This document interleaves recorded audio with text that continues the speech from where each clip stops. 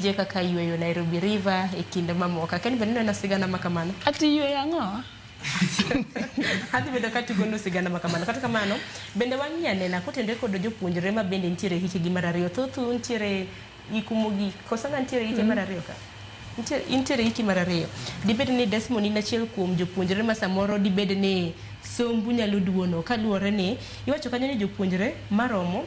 1498 238 manyalo koso tieko kata mana sikul kaluwore kod omenda mano mar HELB maduono nikech Monari wacho ni gin kod rem mano mar siling bilion 36.1 mano iko omenda ni par ni wantiere dwe mar 7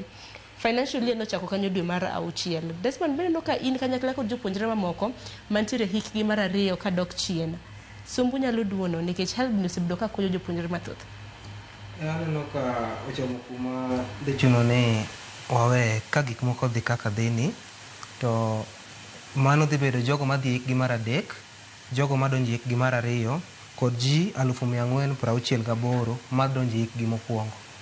ma are about to suffer to kata an as a person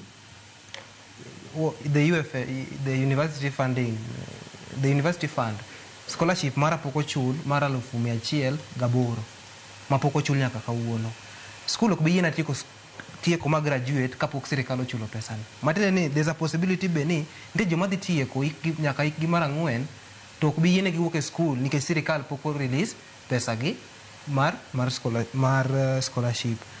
but aparo ni mana kaka nyaminwa wacho wan gi misplaced priorities nenda sani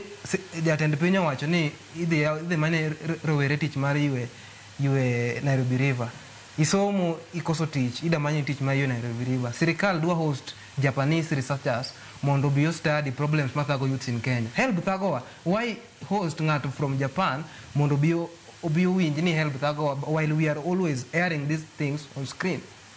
what were accountability why spend on hosting your Japan mondo bi or research on gima wacho pile what tweet pile on the streets pile that's what you are saying koro sirikal generally nigi misplaced priorities ineno ka jo Kenya Kwanza sani gi part of jogo ma the experts mwako machielo cha they are expending so far they've spent over 200 million empowerment programs inyone ji pikipiki why inyone ngato pikipiki to iketho sombo nyathine koro oriem pikipiki nyathi inyone pikipiki maana ma hiyo Kiswahili wacho ni kutia kwa mkono wa kulia na kutoa kwa kushoto inyone pikipiki tema nyathini HELB how will you manage to chulo fee mar nyathi